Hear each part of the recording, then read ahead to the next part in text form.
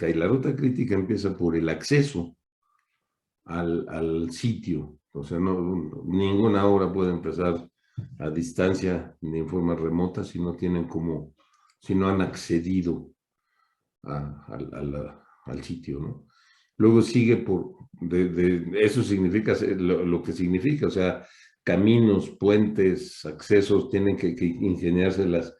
Si pasan en el estiaje, pues seguramente pasarán sin problemas con la maquinaria y con el equipo, aunque no hayan puentes, pero si se les ocurre estar entrando en estas épocas o haber entrado y estar trabajando sin tener acceso, sin puentes, en épocas de lluvias es prácticamente imposible, ¿no? Por lo que se tiene que prever. Les comentaba que en el cajón usamos un puente de guerra, el puente Mavis, que luego que fue adaptado claramente de la guerra para la construcción y que verdaderamente es una maravilla, ¿no? Vamos, el ejército los acondiciona en 3 días, 2 días para estar pasando equipo. A lo mejor en obra civil nosotros nos tardamos un poco más porque hacemos los puentes, los estribos que reciben el puente, que en los que se apoya el puente, los hacemos más permanente, de forma más permanentes, porque el equipo tiene que estar cruzando durante años, mientras que en una acción militar, pues cruzan y se los llevan.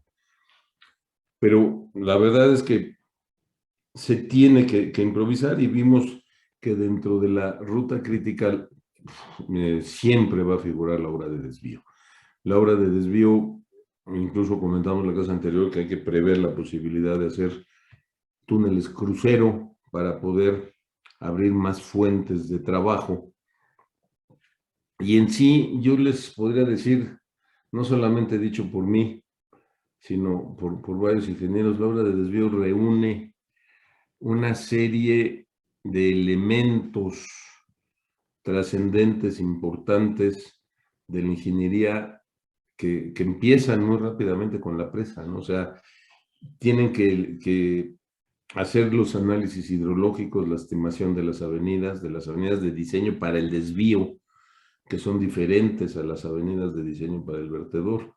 Puede considerarse que tengan la misma forma, es decir, que en la misma duración de tiempo presenten gasto pico y un hidrograma similar, pero generalmente la obra de desvío, lo que es más genérico en casi todas las obras es usar la avenida máxima histórica. ¿Sí? Si se tienen 50, 60 años, pues ya tienen un periodo de retorno de 50 años observado, no calculado. ¿Sí? Aún así, hay que calcular y hay que hacer todo el análisis hidrológico. Probablemente la clase del viernes le pediría a la maestra Claudia López Fuentes si nos ayuda con un repaso precisamente de lo que sería la parte hidrológica con el cálculo de avenidas máximas. El CENAPRED usa un programa que se llama el AX, que permite el cálculo estadístico de avenidas y de todo el proceso, que está bastante bien hecho, muy bien hecho. Dio lugar a una tesis doctoral de un compañero que trabaja en CENAPRED, pero también hay otros programas, ¿no? Hay otros programas en Excel, hay otros programas que usan precisamente las condiciones hidrológicas para el análisis. Y entonces, como les digo, las obras de desvío parten del análisis hidrológico, cuál es la avenida de diseño, nos definen en qué periodo de tiempo del estiaje podemos trabajar en seco, podemos trabajar sin problemas en el cauce del río. Eso nos define el programa de construcción. Cuándo podemos hacer las pantallas de inyección, en qué tiempo tenemos para acceder a dejar construidos, por ejemplo, el plinto, que es la base, la zapata, la losa de cimentación de la cara de concreto, si están haciendo cara de concreto, o el desplante de la presa de concreto compactado con rodillos. Pero en sí el desvío abarca distintas disciplinas de ingeniería hidrológica, geológica, de construcción mecánica.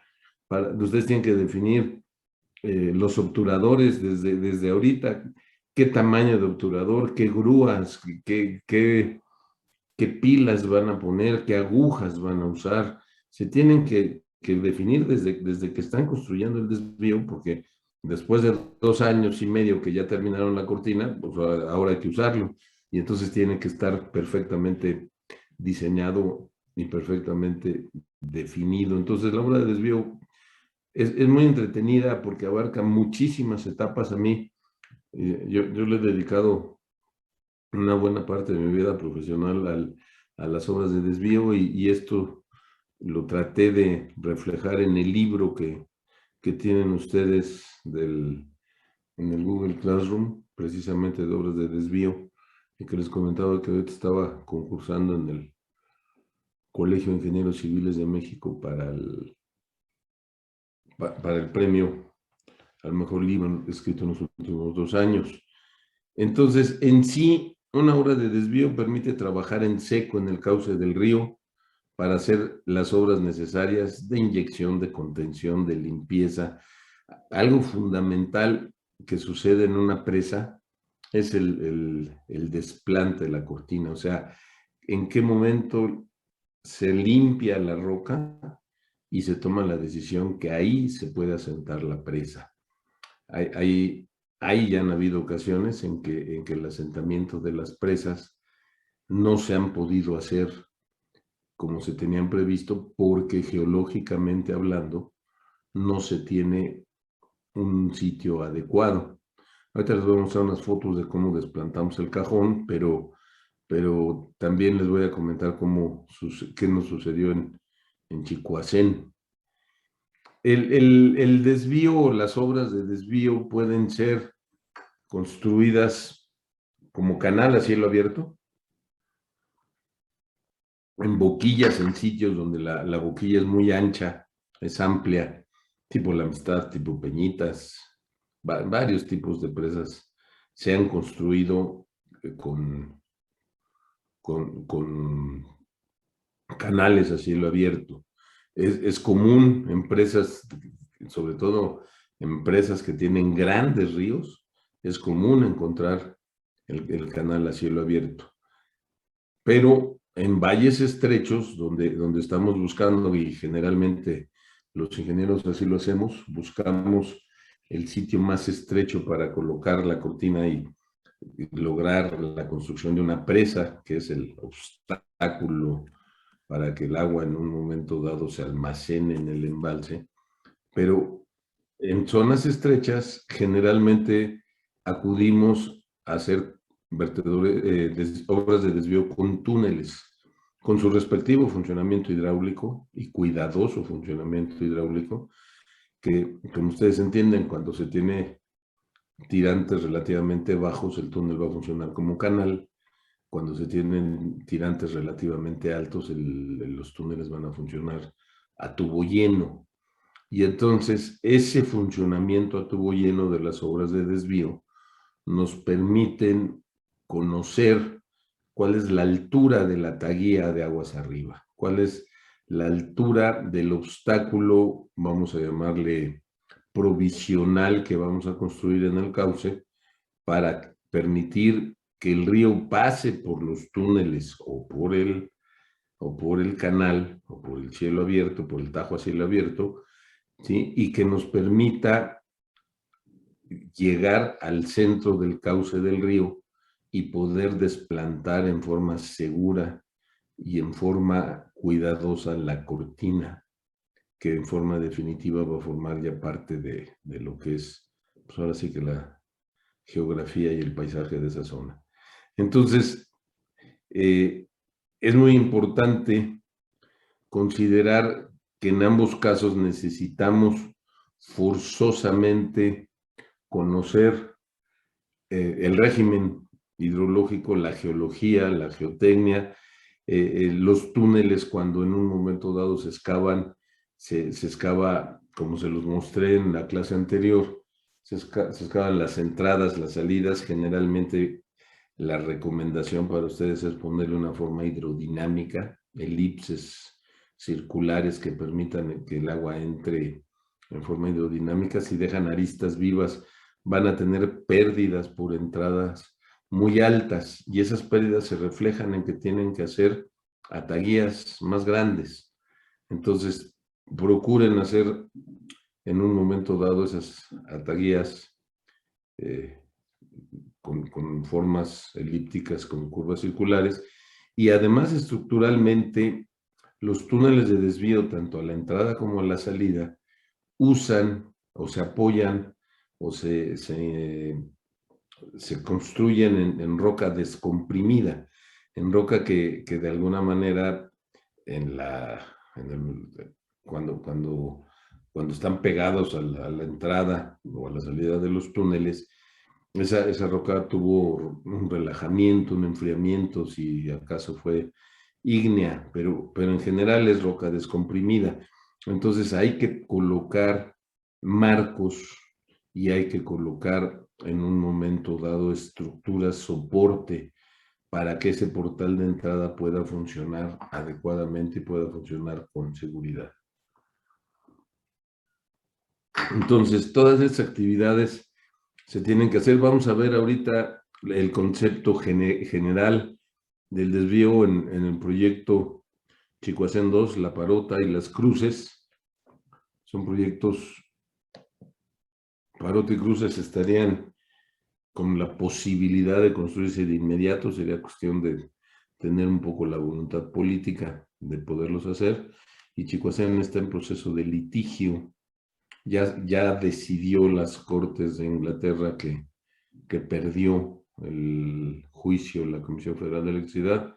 Ya le pagaron al contratista, pero ahorita están en el proceso de volver a empezar la obra. Ese es Chicoacén 2. Chicoacén 2, ese es el sitio del Grijalva, aguas abajo de la presa Chicoacén 1. Entonces, el desvío en este proyecto se decidió hacerlo en canal. Ustedes ven, este es el río Grijalva.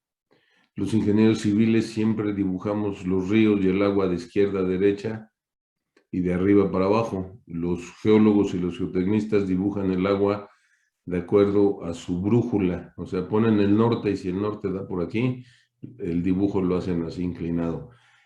Es cuestión de nomenclatura. Normalmente nosotros lo dibujamos de izquierda a derecha. Entonces,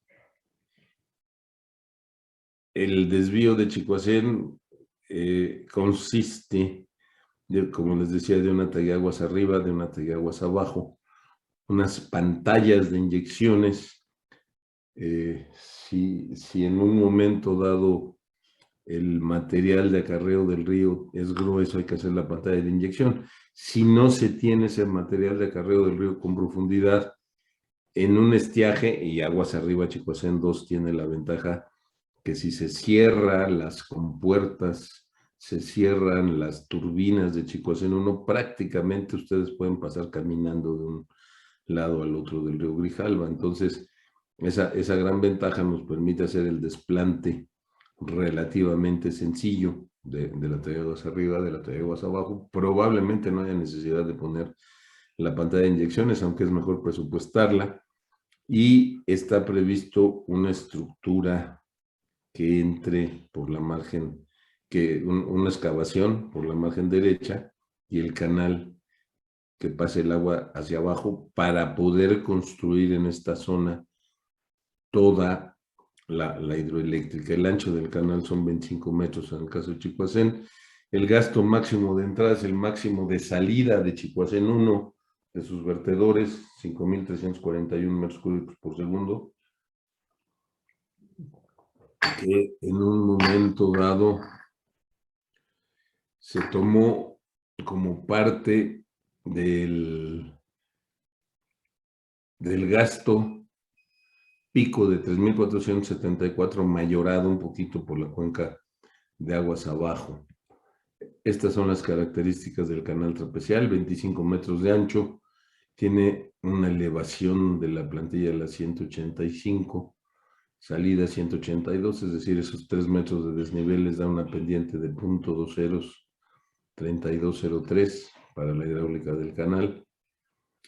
La longitud del canal en total son 572 metros. Se considera que el piso se le coloca concreto hidráulico para que esto funcione con el concepto de rugosidad compuesta, concreto hidráulico con N de Manning, coeficiente de rugosidad 0.014, y en las paredes pueden colocar, las paredes son rocas calizas que se excavan, pero se le puede colocar concreto lanzado, y entonces les da un coeficiente de rugosidad compuesta muy interesante. Se necesita para las obras de desvío conocer la curva, elevaciones, capacidades y elevaciones áreas del desvío para poder conocer cómo se va con el volumen, con el gasto de diseño que está pasando, conocer las distintas elevaciones que están sucediendo aguas arriba en el embalse. Y se necesita también conocer la curva de elevaciones, gastos, aguas abajo. En el desvío, particularmente la elevación correspondiente para el gasto de diseño que se tiene analizado. A ver, una duda aclaratoria. El gasto máximo de entrada del desvío son 5.341, pero el efecto de regulación del embalse nos permite encontrar un gasto de salida de 3.474, que es el gasto de diseño, ¿sí? Hidrológicamente hablando, el gasto de diseño es el gasto máximo de la entrada del desvío con respecto, es el gasto máximo de entrada a la cuenca con respecto al de salida. A ver, aquí permítanme, por favor. Yo les di, según yo, ustedes tienen el libro de obras de desvío mío. ¿Sí es correcto?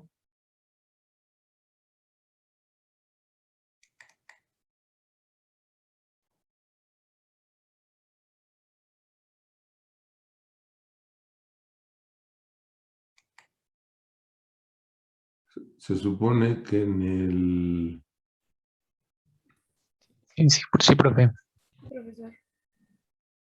Sí lo tienen, ¿verdad? En el Google Classroom se los mandé.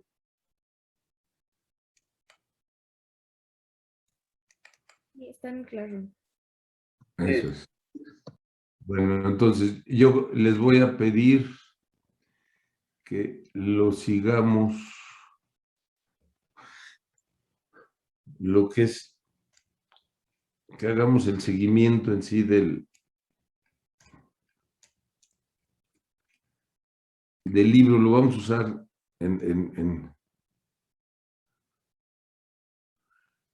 casi que en toda el desarrollo de este tema, de este capítulo.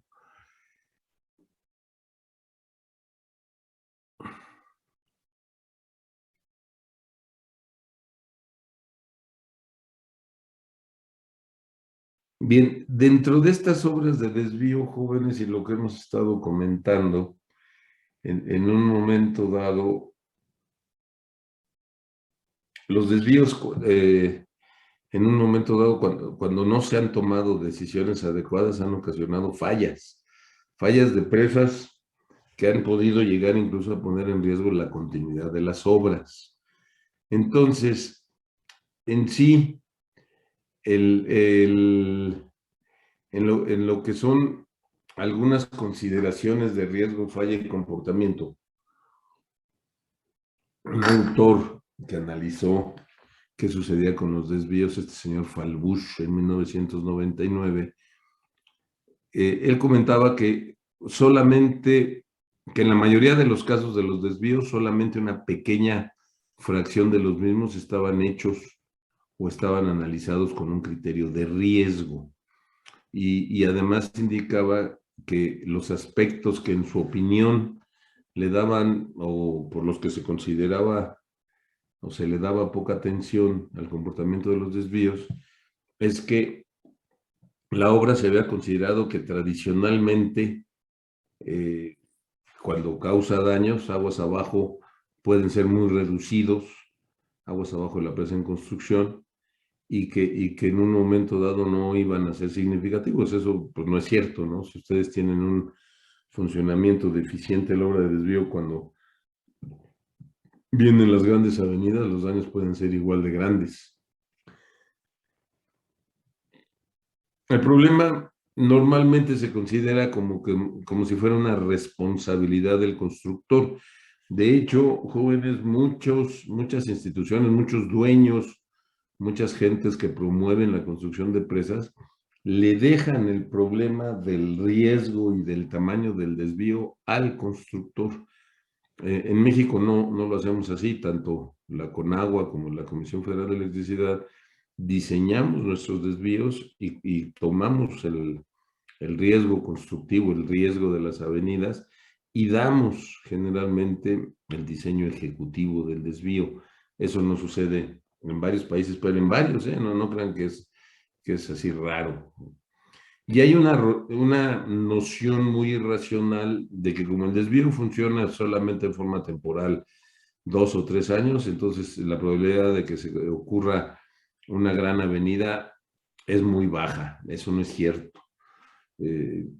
Hay muchos casos en que las avenidas máximas históricas se han presentado precisamente cuando está en pleno proceso constructivo, como nos sucedió en Aguamilpa en 1992, en un caso que les voy a comentar. Pero realmente y a nivel mundial ha sido contrario a toda evidencia geológica. Muchas presas en el mundo, la presa Cariba, la Oros, las de la Villa, Acosombo, Caurabasa, Tarbela y ahora Guamilpa, fueron casos en que los desvíos se presentaron verdaderamente cuando estábamos en plena construcción del desvío.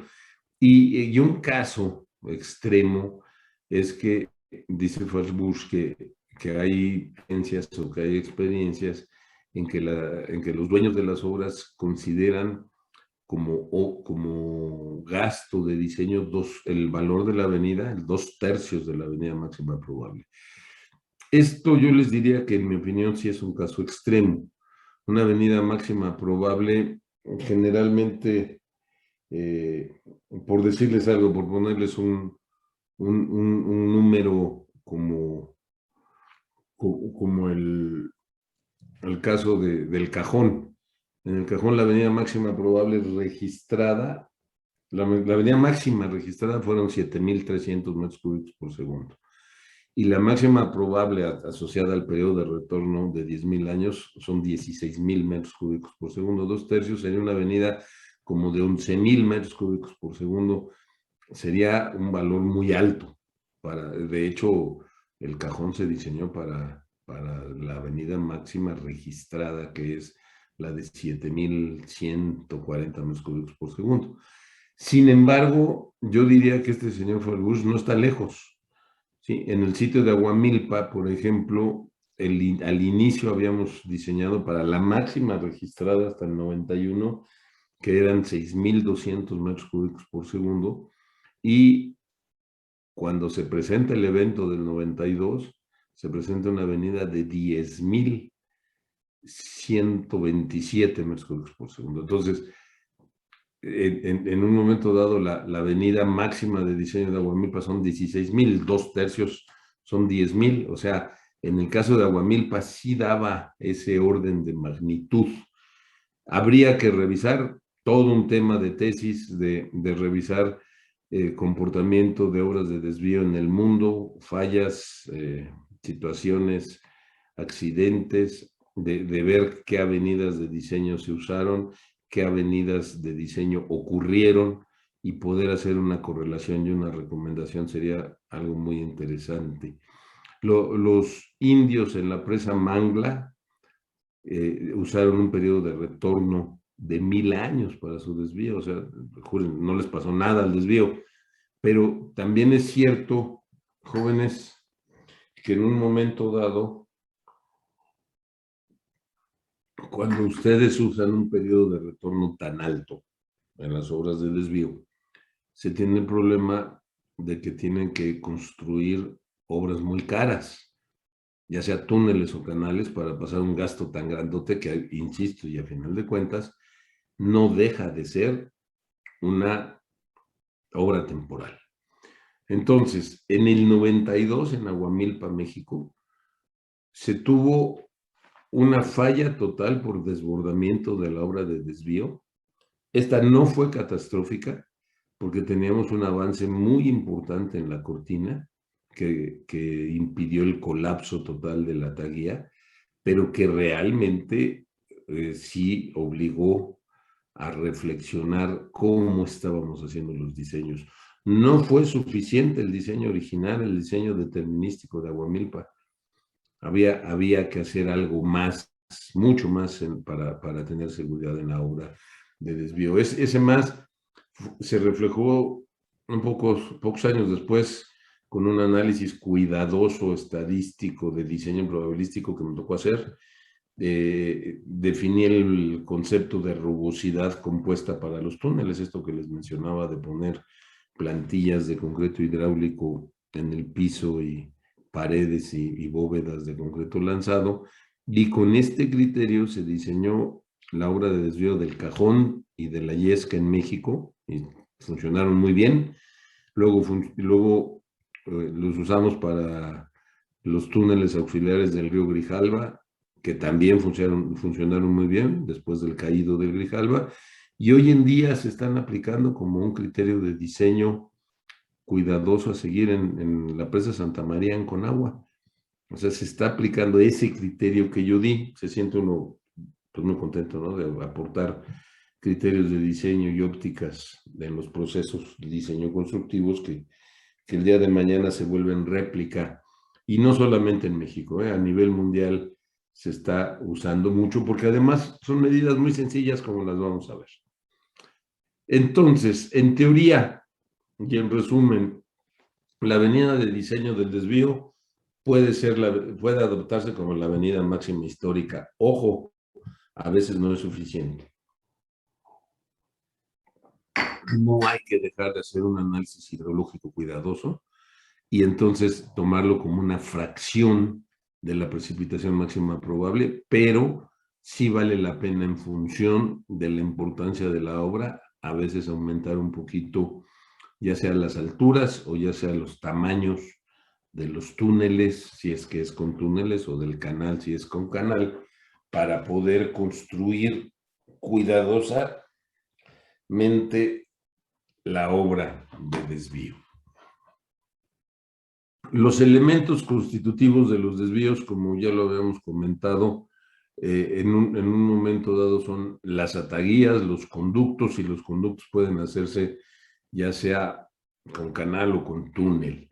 Hay ocasiones que hay desvíos que se hacen, son tan sencillos que se hacen solamente con un pequeño canal excavado en tierra, cuando el río tiene poquita agua y es factible meterle. Lo que pasa es que el agua cuando viene en grandes cantidades es muy canija, ¿eh? El agua es verdaderamente, como decía Marianito, camiona, es cuidado con el agua, ¿no?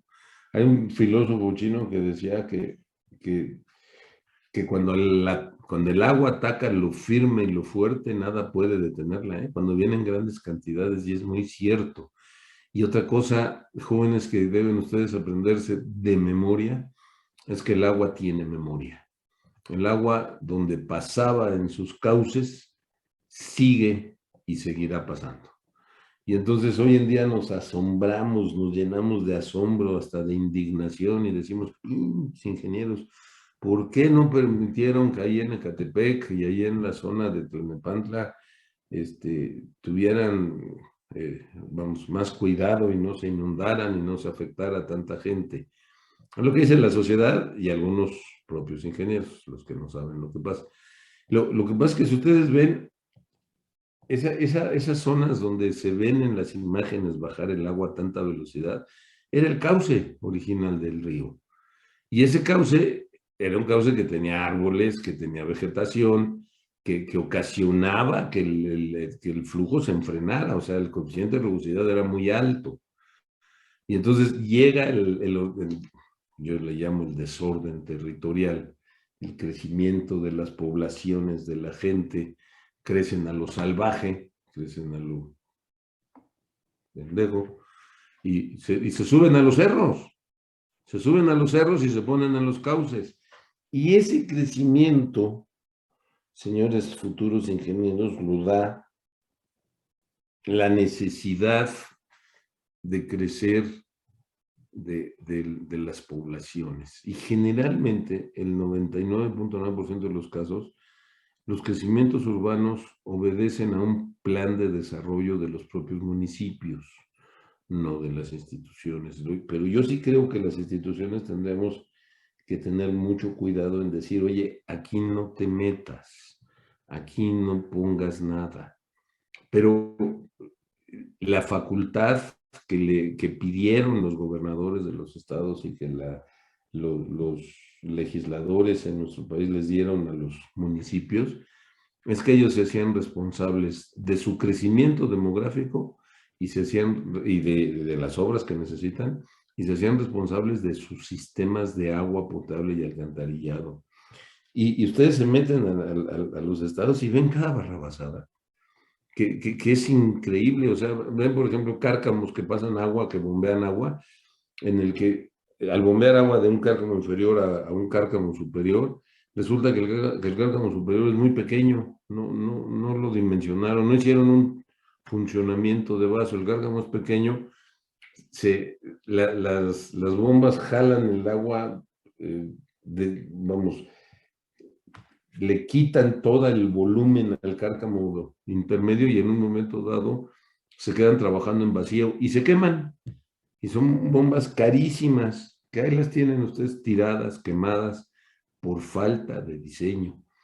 Hace mucha falta jóvenes ingenieros, ingenieras, ingenieros, que el día de mañana se haga un trabajo muy serio con los municipios, que en un momento dado ustedes puedan tener la vocación de decirle a los presidentes municipales, oigan, no hagan aquí obras de este tamaño, o cámbienle, o muévanle, o en un momento dado no tomen esas decisiones que el día de mañana van a afectar a la gente. Ustedes habrán visto la semana pasada, y parte de esta, pero sobre todo la semana pasada, toda la crítica que empezó a ver a raíz de la lluvia del martes 6 en Tula. Y dijeron, oye, es que con agua no nos avisó. Fue lo primero que sacaron a decir, que salieron a decir. Con agua no avisó. Tenemos evidencias escritas, correos. Nosotros mandamos 45 correos avisándole, ya sea el Meteorológico Nacional o ya sea el área mía, la de Ingeniería de Ríos y Costas, avisándole a Protección Civil. El protocolo marca avisarle a Protección Civil.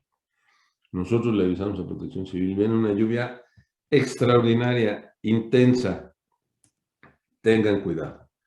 Protección Civil, yo creo que no lo juzgó lo suficientemente grave. Protección Civil le tiene que avisar a la presidencia municipal, y es la presidencia municipal la que actúa.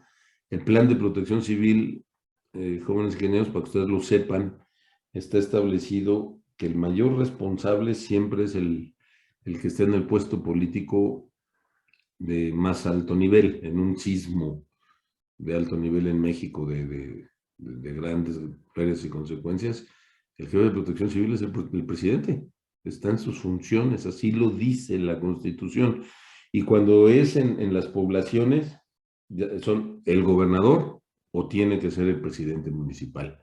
Eso nos pasó en el socavón de Cuernavaca, que cuando vino el problema y la muerte de las dos personas en el socavón, el gobernador, que entonces era Graco Ramírez, se fue, estaba en una gira en campaña, y el presidente municipal de Cuernavaca, que era Cuauhtémoc Blanco, no llegó. Pero ellos eran las autoridades. Entonces, Protección Civil se convierte en autoridad. Y Protección Civil en un momento dado tiene la obligación de disponer de los medios que estén a su alcance.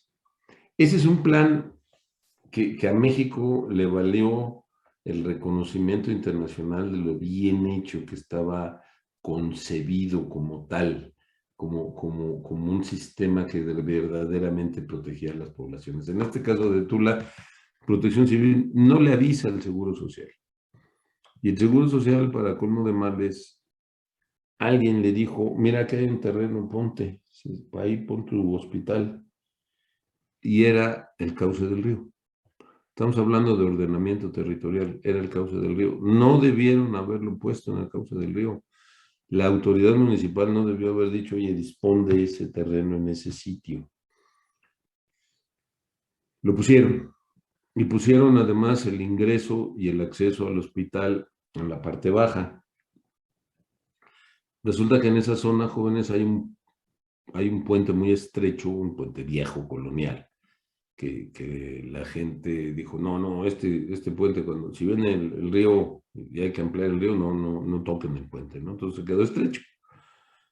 Y luego hay un tramo como de 30 kilómetros entre la salida de la presa Requena y la ciudad de Tula.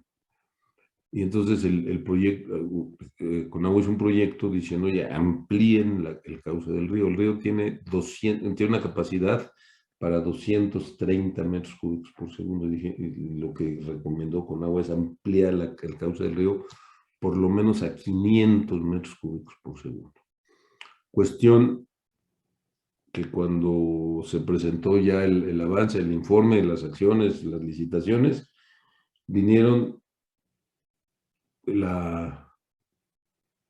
los ambientalistas y los socialistas dijeron, no, aquí a mis ahuehuetes viejitos no los toques. No toques estos árboles y entonces hazte para allá. Un cauce de un río se puede mover, no es tan fácil. Sí, pero se puede mover localmente, pero si ustedes dicen en una zona donde hay un montón de árboles, rectifica y pon otro cauce, cuesta mucho dinero. Y no se hizo. Y entonces, la madrugada del martes, estaban saliendo de la presa Requena casi 200 metros cúbicos por segundo, estaba saliendo del túnel emisor oriente y del túnel central casi 110 metros cúbicos por segundo, y estaba entrando agua del río Salado y del río Tlalpa, que está a un lado de Requena. Entonces, en resumen, estaban entrando entre 500 y 600 metros cúbicos por segundo en un cauce que cabe en 230. ¿Qué creen que pasó, muchachos? Pues se desbordó. Y entonces, yo insisto, ya habíamos avisado, ya habíamos dicho, oye, ahí va el agua, oye, Protección Civil, ahí va el agua. No lo tomaban en cuenta.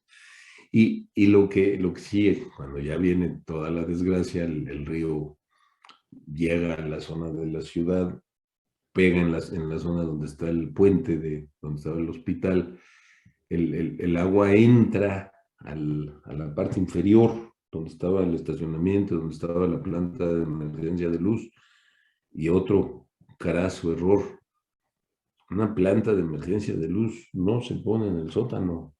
Eso pasó en Fukushima, cuando el terremoto y el famoso tsunami, se los comentaré con detalle, pero el sistema de agua de enfriamiento en Fukushima estaba alimentado por motores mecánicos alimentados eléctricamente por una planta a nivel del suelo. Cuando vino el tsunami se cortó, no tenían, tampoco, también se cortaron las líneas aéreas, pero en una planta nuclear hay que poner alimentación redundante subterránea, o sea, hay que hacer ductos subterráneos para no tener cortes de energía.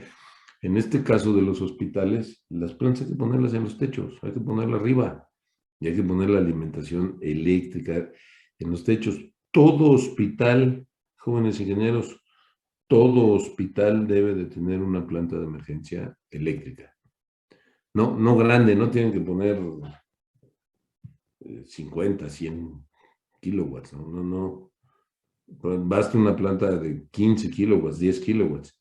Todo hospital la debe de tener, pero la debe tener donde la puedan echar a andar, por el amor de Dios. Se les llena, se les inunda el sótano, se detiene la planta de emergencia y ya no tienen cómo darle emergencia a los enfermos delicados que necesitaban oxígeno.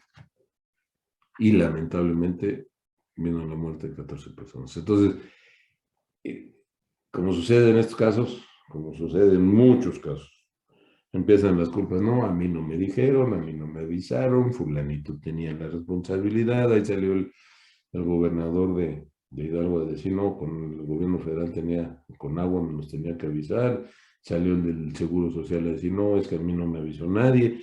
A ver, nosotros como gobierno federal, como institución, como organismo responsables de cuando se presentan este tipo de fenómenos, dar a conocer, seguimos un protocolo, le avisamos a quien teníamos que avisar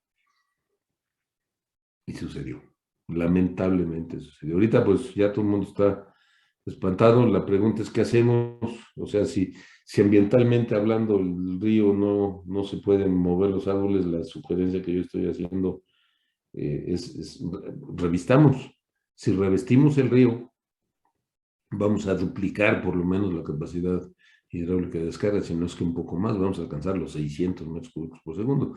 Este evento del martes pasado yo estimo que debe haber tenido un periodo de retorno como de 50 años.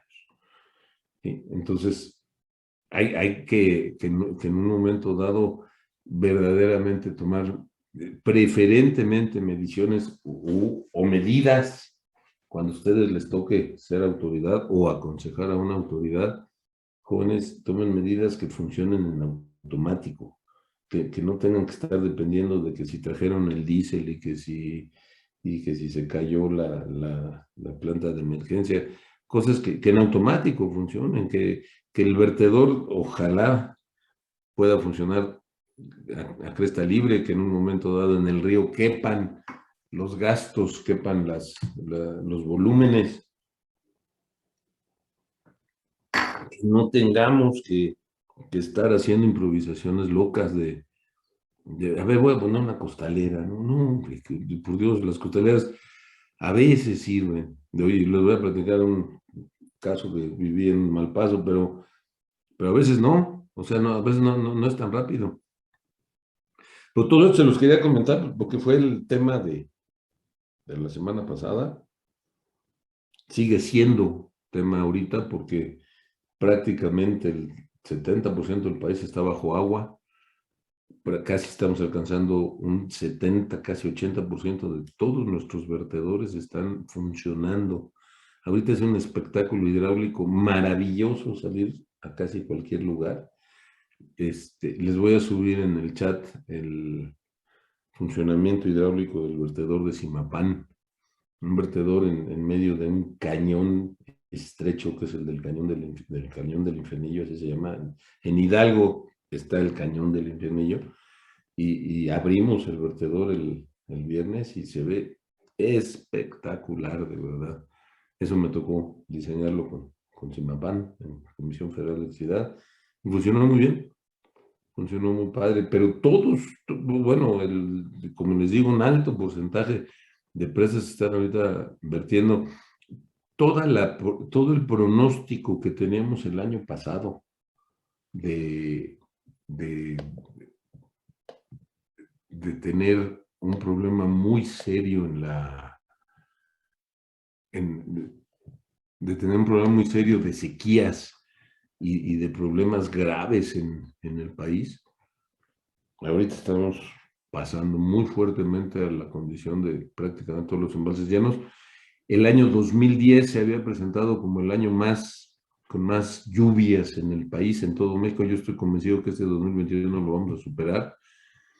Y como les digo, todos los vertedores, si ustedes salen por la carretera de Toluca, por la carretera de Querétaro, por Morelia, cerca de las presas, la presa Solís, todas esas presas están vertiendo, todas están vertiendo.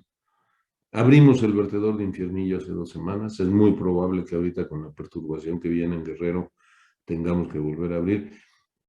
Yo no me acuerdo, jóvenes, y vaya que soy una lagartija muy apedreada, que me ha tocado vivir un montón de eventos y un montón de casos, yo no me acuerdo que todo el país estuviera en esta condición de tanta agua que hemos tenido. Y como les decía en la clase anterior, para mí, independientemente que si cambio climático, que si no, y que lo vamos a ver en una presentación, la parte fundamental es que hubo un cambio en la condición hidráulica del famoso niño y de la niña en el Océano Pacífico.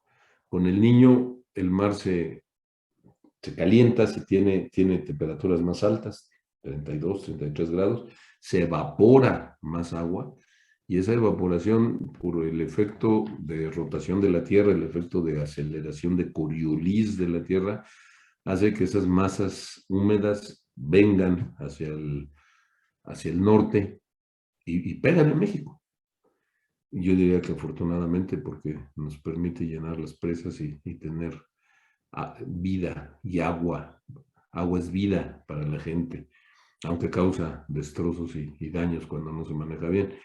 Y cuando es niña, el promedio puede bajarse 2 o 3 grados del promedio, y entonces ya no hay evaporación y vienen periodos de sequías.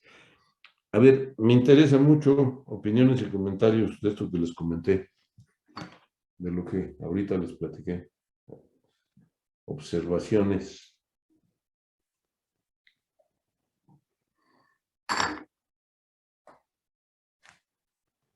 Ustedes muchas veces son tomados como referencia en sus familias, en sus comunidades, con sus amigos, porque dicen, a ver, tú que estudias ingeniería, explícame qué pasó. Entonces, lo que quiero es que tengan ustedes una explicación, este, una explicación realista de cómo son las cosas y cómo sucedió.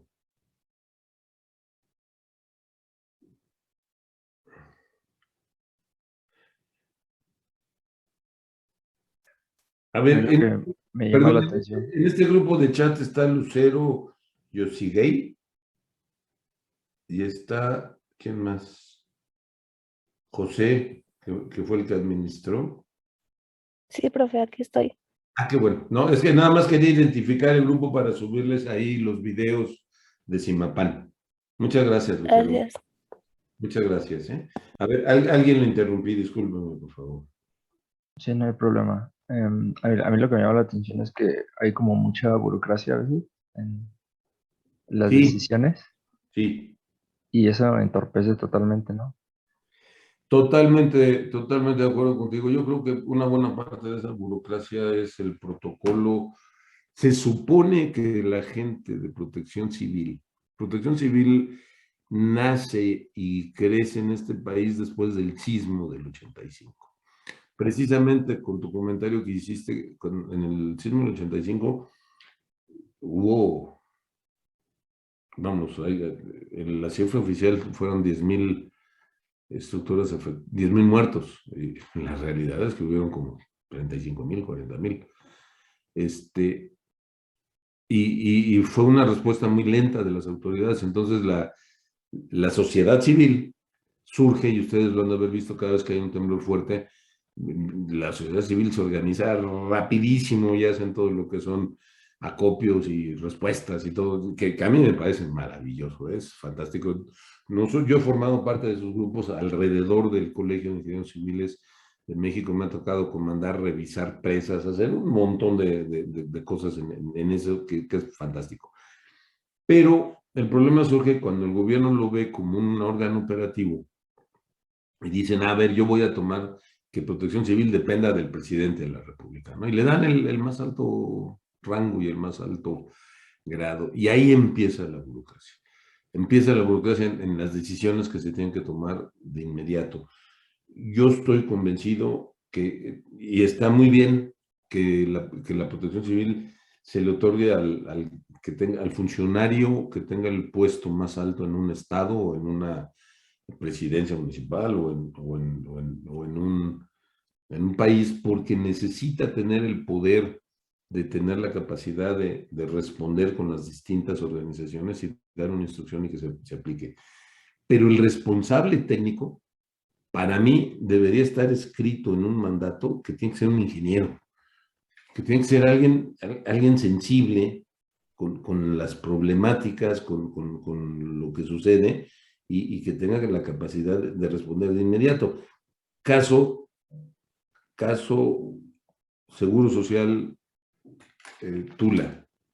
Alguien con la capacidad de poder decir, oye, se está inundando allá abajo.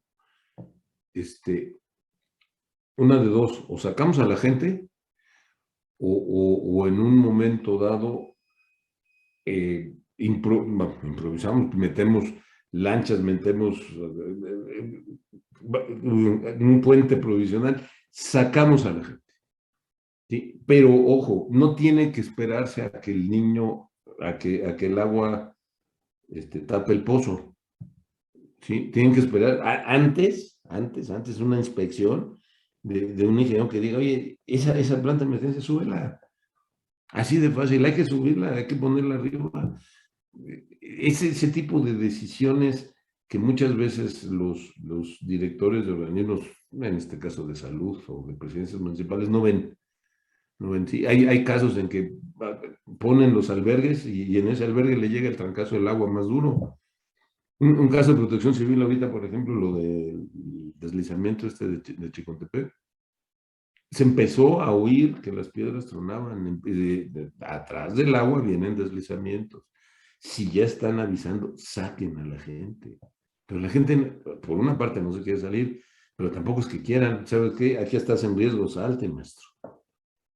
Pero sí tienes razón, ¿eh? Se burocratiza y yo creo que en esas cosas sí hay que tener un mando, vamos, fuera de esa burocracia. Nosotros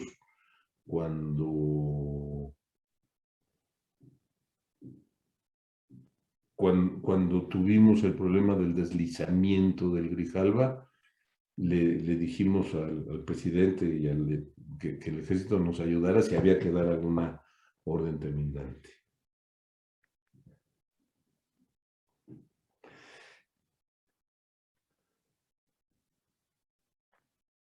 ¿Algún otro comentario, jóvenes?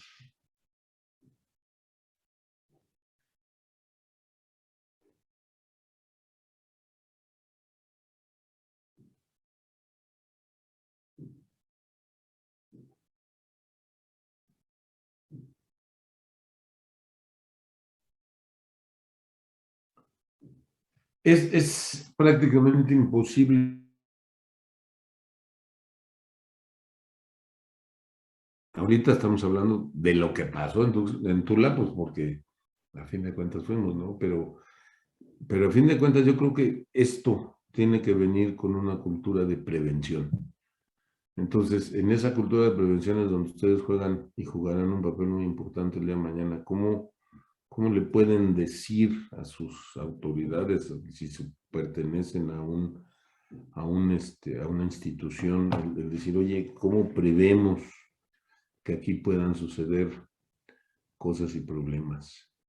Y ese sí, el que tiene más entrenamiento es el ingeniero. Ese yo no se lo pondría, o sea, prácticamente a nadie más que a los ingenieros, ¿no? Entre geólogos, geotecnistas, civiles, el prever qué puede suceder. Créanme, y ahorita hay un punto que obra mucho en defensa de nosotros, y es el hecho de que tenemos un atlas de riesgo bastante bien hecho. Ese atlas de riesgo está escrito para cada estado, para cada ciudad, para cada municipio. Creo que faltaría revisarlo, sobre todo actualizarlo, ¿no? O sea, pensar que un plan de riesgo que se escribe ya queda definido para el futuro, toda protección, no es correcto. Tendría que estarse revisando continuamente. Pero en un momento dado no sería nada malo que se revisara a fondo. Por ejemplo, en este caso yo estoy convencido que tendríamos que hacer una revisión conjunta. O sea, ¿cómo sucedió el fenómeno de Tula? ¿Qué decisiones se tomaron? ¿Cómo vinieron las alertas, los alertamientos? ¿Qué escurrimiento había? ¿Qué precipitación se tenía? ¿Cuál era la respuesta, la curva de intensidad, duración, periodo de retorno? O sea, ¿qué sucedió? Y luego, ¿qué hubiera sido lo ideal qué se hubiera hecho para revisar y que eso no hubiera pasado. Y yo les aseguro que mucho hubiera sido el hecho de poder tener más capacidad en el río Tula y tener más capacidad en la zona del puente pegado al hospital. Mucho va a pasar por ahí. Pero entonces también es cierto que ahí valdría la pena hacer foros de discusión al interior de los colegios, de las academias, de la misma facultad, es decir, oigan, evitemos, este tipo de tragedias son evitables, este tipo de tragedias no las tienen por qué pagar una familia. La muerte de alguien es indescriptiblemente doloroso para cualquiera. Entonces, el decir, oigan, esto se puede evitar si se toman las decisiones adecuadas. Y entonces, muchas veces nosotros técnicamente somos muy dados a quedarnos callados. No, pues sí, si los ecologistas dicen y si los ambientalistas dicen y nosotros nos quedamos callados. No hay que quedarse callados. Hay cosas que es inevitable. O sea, hay una balanza, jóvenes. La balanza es que, bien o mal, la gente, las ciudades, hay un crecimiento de la población. Y la población necesita forzosamente energía, necesita agua, necesita infraestructura, necesita protección, donde está creciendo.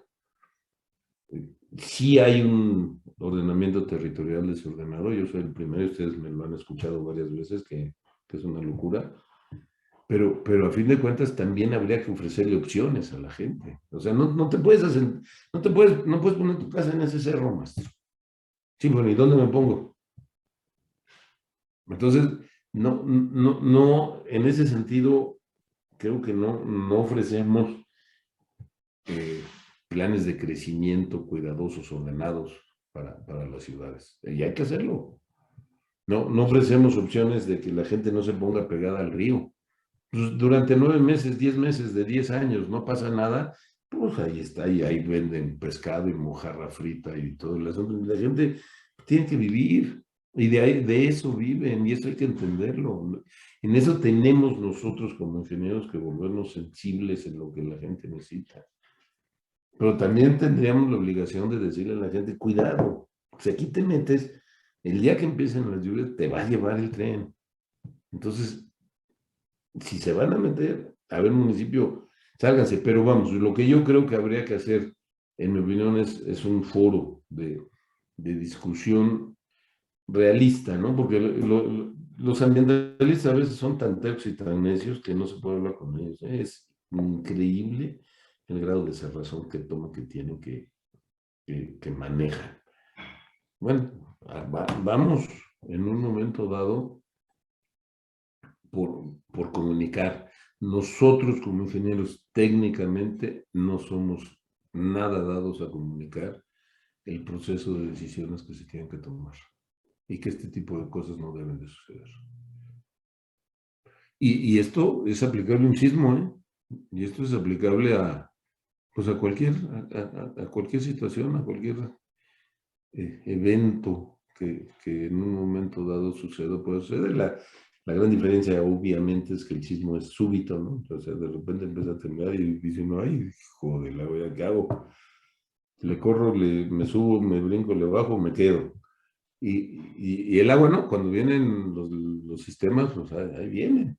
Ahí sabemos que ahí vienen. Ahorita estamos dando un avance, estamos saliendo a informar a nivel nacional la situación de las 13 presas más llenas con mayores problemas, pero sí hay que, yo sugeriría, si ustedes forman parte de algunos de los clubes, de las asociaciones, el poder dar estos foros, ¿no? de discusión, el no dejar que solamente vengan los externos enemigos del crecimiento y desarrollo de infraestructura a imponer sus ideas. No toques este árbol porque en un momento dado tiene aquí muchos años. Sí, yo sé lo que dicen en el Cajón y en la Yesca, a cambio del embalse que en un momento dado iba a ser, hice un vivero con 1 millón de árboles.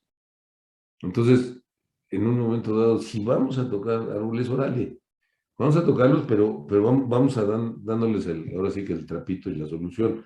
Vamos a darle la opción de que puedan plantar más árboles en otros lados, en otras zonas, y vamos compensando. Pero a fin de cuentas, no permitir que este tipo de cosas pasen. ¿Algún otro comentario?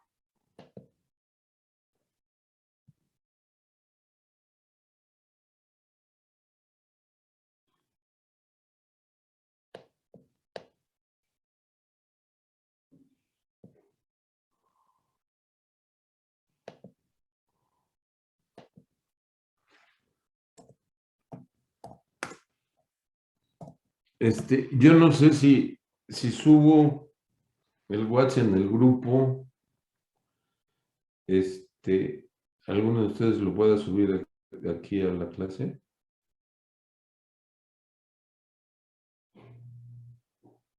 ¿Lo pueda subir aquí al chat para que lo veamos? ¿O no? Yo creo que ahorita lo suben. Es que yo no puedo mandarlo porque no soy administrador. Ah, porque yo tengo, yo tengo el...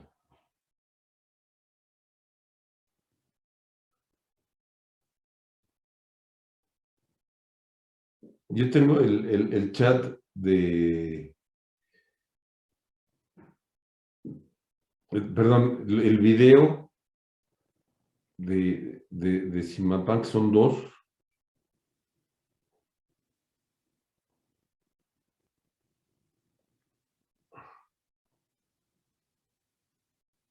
y lo estoy subiendo ahorita al chat de obras.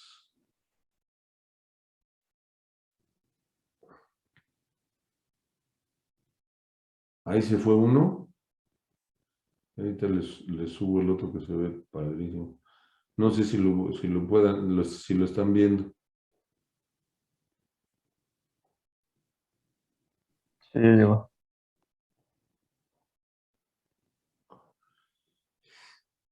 Ese video, lo que se ve espectacular es que en un momento dado, como les digo, es un vertedor en túnel que descarga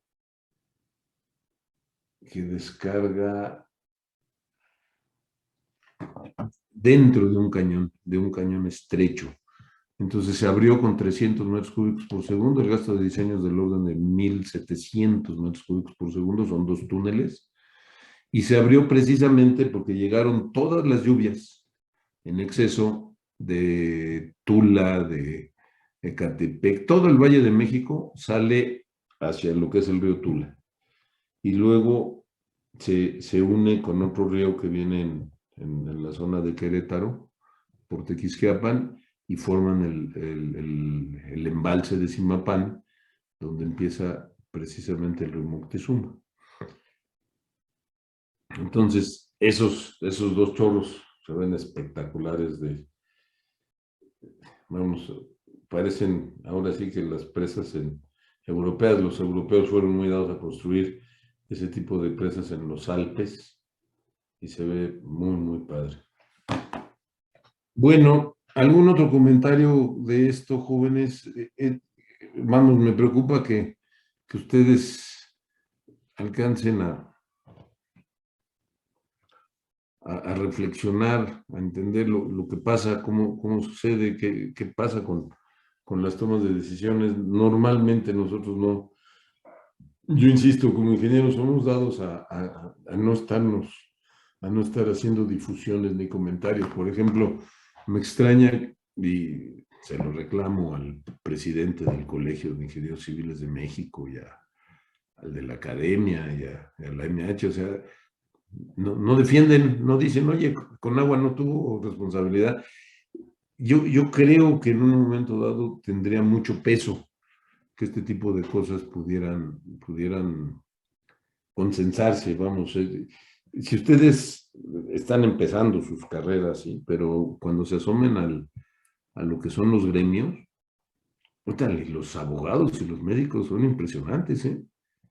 Se defienden entre ellos en forma brutal y hacen defensa a nivel de presidencia de la República y simple y sencillamente a nivel de los puestos de responsabilidad son extraordinariamente cuidadosos de lo que les toca. Ustedes no van a ver, no ha existido creo que sí, hubo un caso, ¿eh?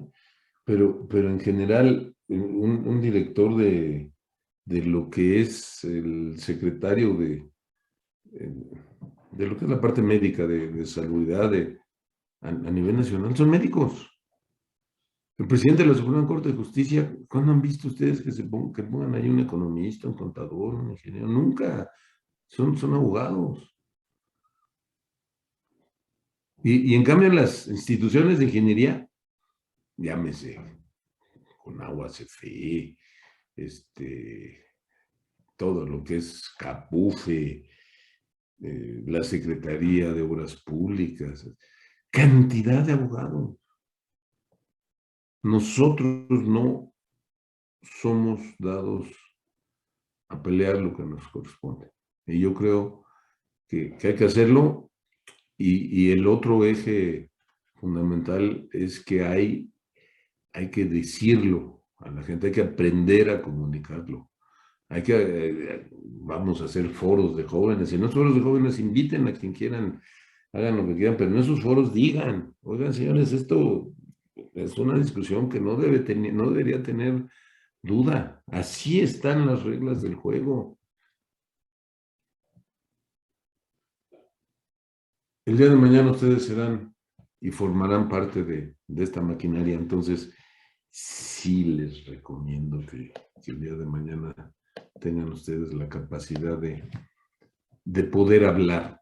Y esto es algo que pasó recientemente, ahora de Desvío y Tuango. Me adelanto y me regreso, ¿eh? Primero me adelanto porque viene sobre la marcha de lo que pasó y ahorita me regreso en el tema del libro.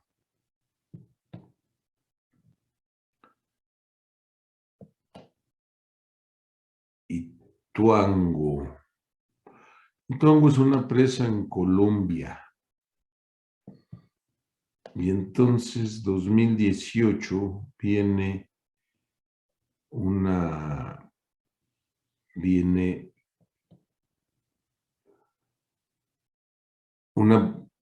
estaban avanzando, una empresa brasileña, Camargo Correa, fue la que ganó la licitación de Ituango. Incluso Camargo Correa brasileña, quiso venir a México a hacer aquí con nosotros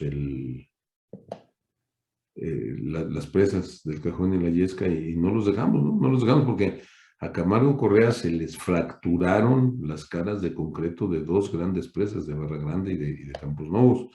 Y el dictamen fue, señores, ustedes no compactaron. Entonces, afortunadamente no calificaron, ¿sí? Para con nosotros. Pero Ituango, en un momento dado, es una presa en Colombia, una presa de 230 metros de altura, que finalmente los colombianos, curiosamente, que tienen una gran capacidad para las presas de enrocamiento con cara de concreto, los colombianos decidieron hacerla con núcleo de arcilla. Finalmente, pues ahora sí que hay cada quien, pero una cara de concreto es mucho más resistente, como les comentaba en la clase anterior, ante sismos. Todo el esfuerzo cortante del enrocamiento queda seco, aguas abajo de la cara de concreto, y eso se vuelve mucho más resistente. Y si hay alguna causa de falla importante en este tipo de presas, es precisamente la resistencia al esfuerzo cortante. Por eso fallan cuando se tienen fallas estructurales, Esa es la causa fundamental. Este Situango, joven, es una presa 230 metros de altura, núcleo de arcilla, tiene 8 máquinas de 300 megawatts, aquí son estas en azulito, son las tuberías a presión, llegan a la casa de máquinas, tienen lo que se llama, lo que le llaman los colombianos la almenara, que es la cámara de oscilación, aguas abajo, y de estas 4 salían 2 túneles de desfogue, de estas 4 otros 2 túneles de desfogue, y aquí ustedes verán un túnel en verde más oscuro, que es el túnel de acceso a la casa de máquinas. Entonces venían construyendo el proceso de la cortina, núcleo de arcilla, venían avanzando nuestros amigos colombianos, y de repente le dicen en enero, bueno, y vean ustedes, aquí están las preataguías, aquí está la taguía definitiva, y aquí están los túneles de desvío. Son 2 túneles de desvío. Hicieron 2 estructuras de entrada que confluyen a uno de los túneles, otras 2 que confluyen al otro, y la descarga aguas abajo. ¿Sí? Y entonces vienen avanzando y le dicen al gerente del proyecto, que pertenecía a una institución que se llama Empresas Públicas de Medellín. Ellos se encargan de la energía y el agua potable y saneamiento de todo Medellín, de toda la zona del Cauca de Colombia. Y le dicen, oye, fíjate que va a hacer falta energía para el fin de año. ¿Por qué no aceleramos el proceso de cierre final para tener energía en diciembre? Y el señor dice, sí, ¿cómo no? Me parece muy bien. Son presiones políticas, son presiones de que en un momento dado le dicen, oye, pues es que si no hay energía la vamos a tener que importar. ¿Y cómo le vamos a decir a la gente que estamos gastándonos 1.200, 1.500 millones de dólares de esta presa si a fin de cuentas estamos importando energía, y tú no tienes para cuándo acabar? Entonces apúrate. Y entonces el señor dijo, sí, encantado de la vida. En marzo mandó a hacer el cierre final de los túneles, los tapones de cierre final. Como ustedes verán, y ahorita se los muestro, un tapón está armado hasta los dientes.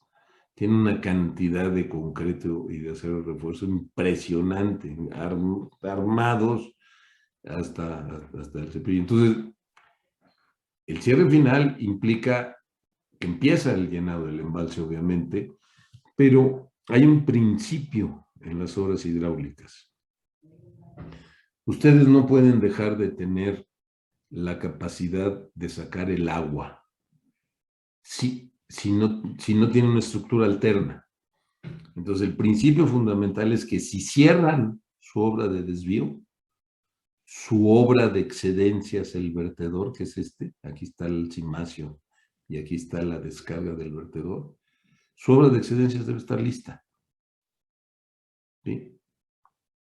¿Sí? Si no, están firmando un compromiso muy importante y en este caso tuvieron un problema gravísimo. No estaba lista la obra de excedencias cuando el señor gerente, ingeniero gerente de Empresas Públicas de Medellín da la orden de que cierren los tapones. No estaba listo el vertedor, pero no estaba lista la cortina.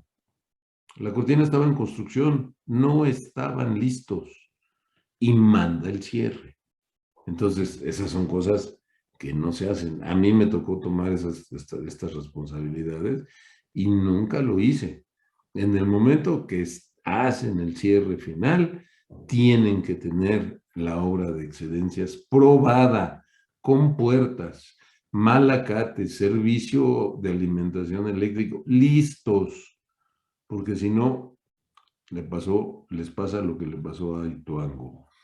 Viene la peor época de avenidas, de marzo a junio, se les viene el agua encima, empieza a crecer el agua en el embalse y ya no tenían salida.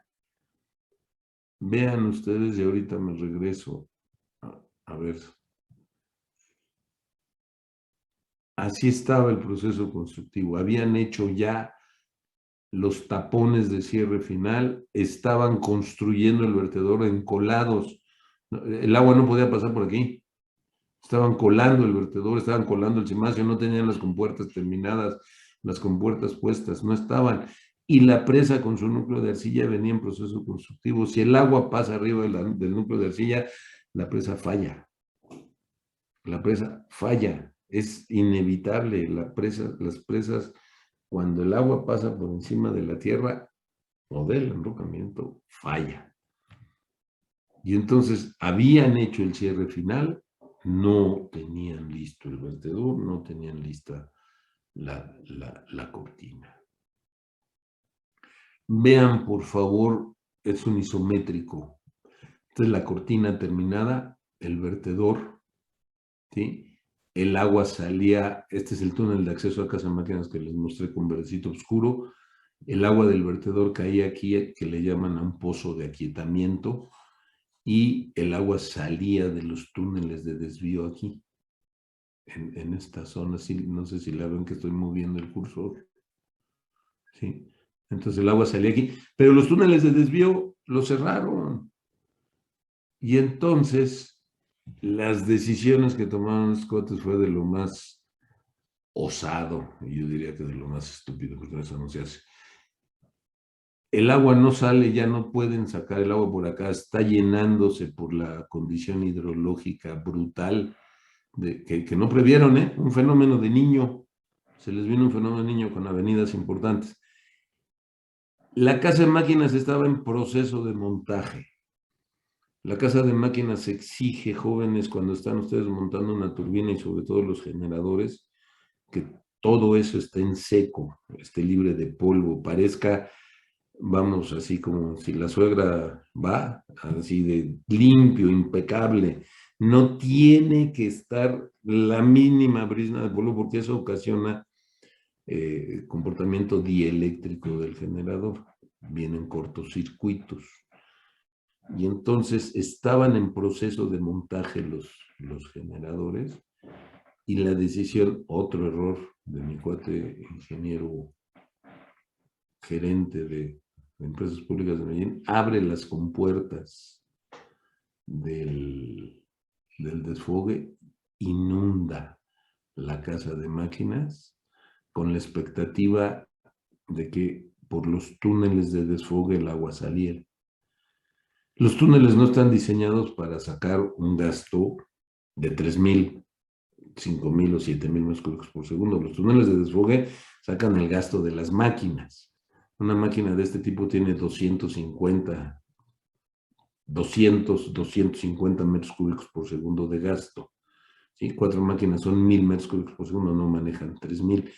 Pues acá metieron el agua a la casa de máquinas, echaron a perder todas las máquinas que estaban en su proceso de montaje, las echaron a perder y salían por acá y empezaron a tener caídos. Esto estaba bajo presión, la geología de muy mala calidad, y empezaron a tener caídos y salida del agua hacia arriba. Se les taparon y empezaron a tener problemas de taponamientos, fenómenos transitorios de agua con aire,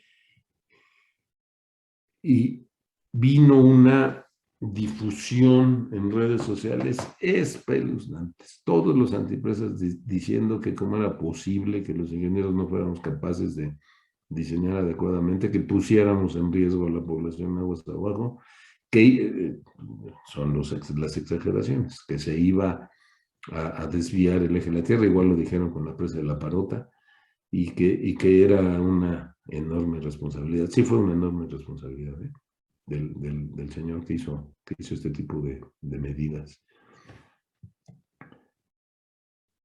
Me tocó intervenir brevemente, pero me tocó.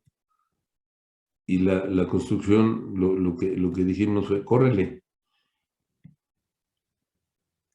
Arregla lo más y mejor que puedas el cimacio del vertedor. No te atrevas, no trates de poner compuertas, no vas a acabar. Si el agua llega y se mete al canal de llamada, déjala salir, quita todo este material.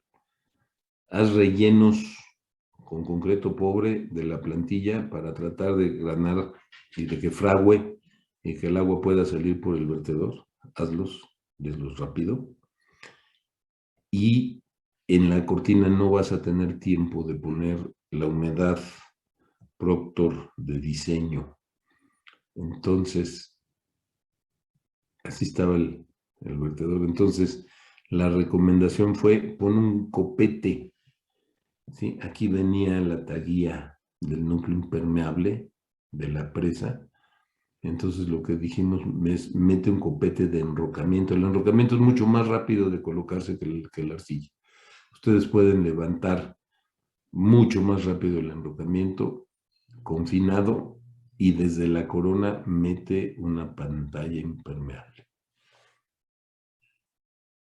El agua les llegó a 50 centímetros del desbordamiento. Con eso hubiera empezado a erosionar y se hubiera llevado la presa y se hubiera llevado aguas abajo todo. Bueno, este tipo de incidentes y este tipo de accidentes no pasan gratis, también pasan por la tarugada, por la taruguez, por la estupidez humana, en este caso de los ingenieros.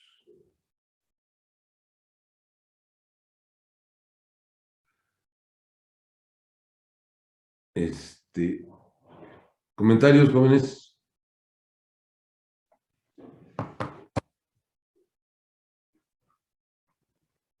Todo bien, gracias. Una obra de desvío es una gran responsabilidad. Aguas abajo de lo que nos pasó en Aguamilpa hay una ciudad, una población que se llama Santiago Ixcuintla. Con lo que hicimos en el 92 lo salvamos de inundaciones, pero ahorita está el sistema del Santiago al 93% de llenado, con el riesgo de que tengamos que abrir vertedores de El Cajón, La Yesca y Aguamilpa, y que Santiago Ixcuintla se pueda afectar. Se afecta con 1,800 metros cúbicos por segundo. Entonces, eso también es parte del ordenamiento territorial. La gente en un momento dado mete sus caminos, nosotros metemos los bordos y dicen, no, el bordo me estorba aquí para mis caminos, quitan los bordos, hacen desorden. Hay que poner orden. Yo creo que esa es una de las moralejas importantes.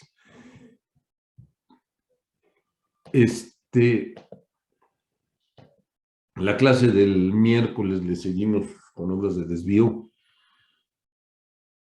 Si tienen algún comentario para el miércoles o antes,